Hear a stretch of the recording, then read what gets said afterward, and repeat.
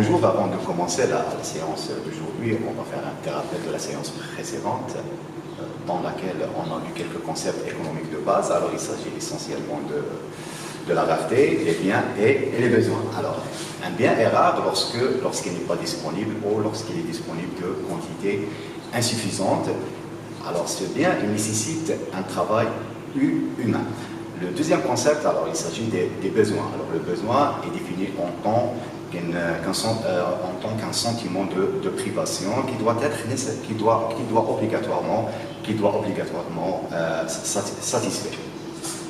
Alors on peut distinguer entre plusieurs besoins. Alors il y a des besoins individuels et des besoins collectifs. Un besoin individuel est un besoin qui est satisfait par un bien qui est individuel. Par exemple, lorsqu'une personne va se déplacer avec sa propre voiture. Par contre, un besoin collectif, alors le déplacement il est fait dans ce cas dans un bus. Voilà. Alors le troisième concept, alors il s'agit des biens. Alors les biens, c'est quoi un bien? Un bien, tout élément susceptible à satisfaire un besoin. Alors on a vu qu'il y a plusieurs classifications des biens. Alors il y a des biens économiques, des biens non économiques. Un bien économique, c'est un bien qui nécessite un travail, qui nécessite l'effort humain. Un bien non économique, c'est un bien qui est abandonné dans la nature. Il y a des biens matériels et des biens immatériels. Un bien matériel, c'est un bien qui est stockable, qui a une apparence physique, qui est touchable. Par contre, un bien immatériel, c'est un bien qui n'a pas une apparence physique. Par exemple, les services. Alors, il y a des biens de consommation durable, il y a des biens de production, il y a des biens de consommation finale. Par exemple, lorsque l'entreprise achète de la matière première pour la transformer en produit fini, alors il s'agit ici d'un bien de consommation intermédiaire. Lorsque un consommateur achète ce bien fini, alors il l'utilise, alors il s'agit ici d'un bien de consommation finale. Alors, maintenant, on a vu encore la relation entre les biens et les besoins. Alors, la relation qui existe entre les biens et les besoins, c'est qu'on a des besoins qui sont liés et on a des besoins qui sont illimités. Ces besoins qui sont illimités, ils doivent être satisfaits par des biens qui sont limités. Donc la science économique, elle intervient pour administrer, d'accord, pour gérer cette relation entre les biens qui sont limités et les besoins qui sont illimités. Alors il y a un concept économique, un autre concept économique de base qu'on doit connaître. Alors il s'agit des agents économiques. Alors les agents économiques, dans cette séance, on va voir les agents économiques et les opérations économiques. Alors la première séquence, on va voir les agents économiques. En deuxième séquence, les opérations économiques. Voilà. À l'issue de cette séance, on doit être capable d'identifier et caractériser les agents économiques. Voilà. Alors, tout d'abord, on va commencer par la définition d'un agent économique.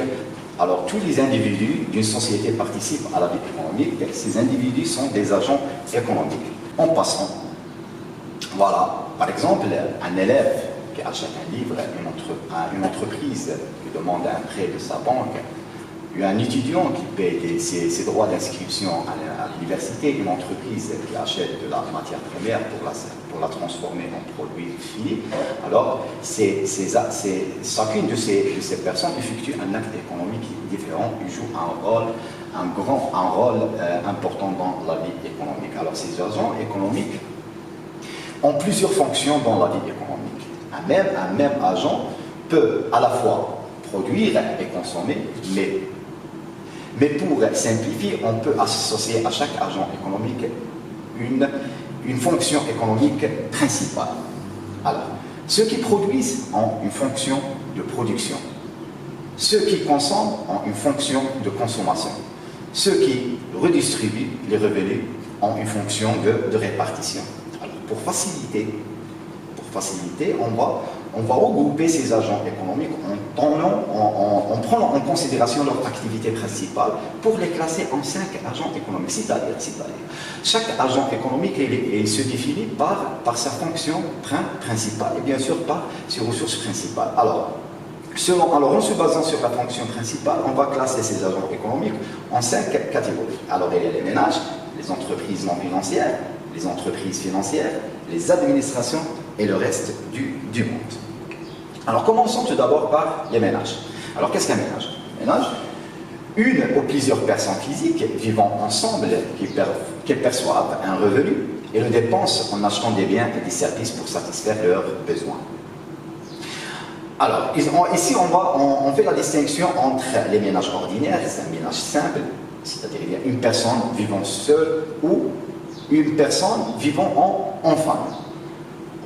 Le deuxième type de ménage, alors il s'agit de ménage collectif. Alors il s'agit de personnes de collectivité qui vivent ensemble sous le même toit et qui n'ont pas en principe un lien de parenté ou un lien de sang. Alors il s'agit ici par exemple des prisonniers dans la prison ou des soldats dans une caserne, puisqu'ils vivent sous le même toit et ils consomment la même consommation.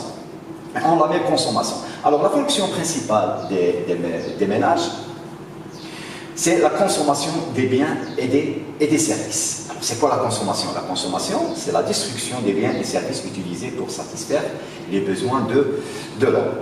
Cependant, les ménages ont d'autres fonctions. D'accord? Alors, la fonction principale, c'est la consommation des biens et des services, mais il y a d'autres fonctions. Par exemple, la production. Alors, la production, dans la mesure où ils fournissent des facteurs de production aux autres agents économiques. Alors, ces facteurs de production sont essentiellement le travail et le capital. En tant qu'un entrepreneur individuel, par exemple, un agriculteur qui a une exploitation agriculture et qui exploite cette exploitation agriculture pour sa propre consommation, par exemple. Alors, comme une autre fonction, mais ce n'est pas une fonction principale, alors il s'agit de l'épargne. Alors on sait bien que l'épargne, c'est la partie non consommée du revenu, et cette épargne peut être utilisée dans la réalisation, par exemple, des investissements. Voilà. Alors, les ressources principales, des ménages, alors les ménages tirent l'essentiel de leurs ressources de la rémunération du travail, sous forme de salaire et des traitements, en contrepartie de, voilà. Alors les salaires et les traitements sont de contrepartie du travail fourni à d'autres agents économiques. Voilà. Alors ils peuvent avoir d'autres ressources comme les prestations sociales, par exemple. Alors les prestations sociales qui sont accordées par les administrations publiques et les loyers en contrepartie d'utilisation, par exemple, d'un capital, d'un immobilier, par exemple. Passons maintenant au deuxième agent économique. Alors il s'agit des entreprises non financières. Alors les entreprises non financières, c'est quoi une entreprise? Une entreprise est une unité économique dont la fonction principale est la production des biens et des services marchands non financiers vendus sur le marché dans le but de réaliser un bénéfice, dans le but de réaliser un profit. Alors c'est quoi la production? La production, c'est la création des biens et des services que la nature ne met pas à la disposition de l'homme, c'est-à-dire alors les biens économiques qui nécessitent un travail humain. Alors pour produire les biens et les services marchands, l'entreprise combine des facteurs de production. Alors ces facteurs de production sont principalement le capital et le travail. Voilà. Alors passons maintenant à la fonction principale. La fonction principale des entreprises est la production des biens et des services marchands non financiers. Par exemple, il y a une boulangerie qui produit des biens, qui produit des pains et des pâtisseries. Alors il s'agit ici d'une entreprise qui produit des biens. Par exemple, une entreprise qui est spécialisée dans le transport, par exemple, des voyageurs et de marchandises. Alors il s'agit d'une entreprise dont sa spécialité, son métier est la production des services. Voilà. Alors maintenant, on passe aux ressources principales. Alors les entreprises tirent leurs ressources principales de la vente de leurs produits sur le marché. Cependant, ils peuvent avoir d'autres ressources telles que, par exemple, les subventions accordées par les administrations publiques dans le but d'encourager les investissements. Maintenant, on passe au troisième agent économique. Alors, il s'agit des entreprises financières. Alors, les entreprises financières, c'est un ensemble de sociétés dont la fonction principale consiste à fournir des services financiers tels que, alors parmi ces services financiers accordés par les sociétés non financières, c'est accorder des crédits aux autres agents économiques.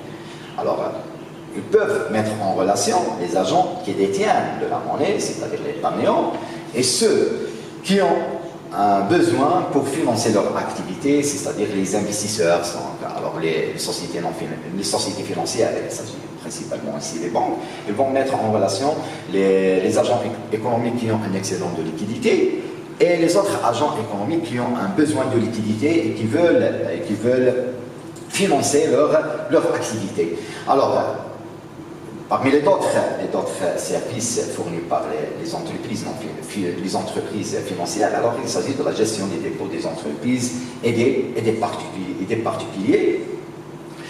On peut avoir comme activité, c'est l'assurance des biens et des personnes contre les divers risques. Alors c'est un service qui est fourni par les compagnies d'assurance. Alors passons maintenant aux ressources principales. Alors les ressources principales des sociétés non financières, alors ils proviennent de la vente des services liés à leur activité financière, essentiellement les intérêts pour les banques et les cotisations pour les assureurs. On passe maintenant au quatrième agent économique. Il s'agit ici des administrations. Alors c'est quoi? On commence par la définition des administrations. Alors les administrations regroupent les organisations sans but lucratif. Lorsqu'on va dire sans but lucratif, c'est-à-dire qu'ils ne cherchent pas la réalisation d'un bénéfice, dont l'activité principale consiste à produire des services non marchands. D'accord? Lorsqu'on va dire non marchands, c'est-à-dire que ces services sont offerts gratuitement ou quasi gratuitement. Dans cette catégorie, nous pouvons distinguer entre deux grands types d'administrations. Alors, il y a les administrations publiques, elles comprennent l'État, la sécurité sociale et les collectivités locales. Par exemple, les communes, les départements et les régions. Il y a les administrations privées, alors les administrations privées comme les syndicats, les associations privées, les partis politiques, etc. Alors, les administrations publiques effectuent aussi des opérations de redistribution des revenus et des richesses nationales. La fonction principale de cet agent économique, alors on va bien sûr voir, alors on va tout d'abord identifier la fonction principale des administrations publiques, alors c'est produire des biens et des services non marchands, collectifs, au profit des autres agents économiques.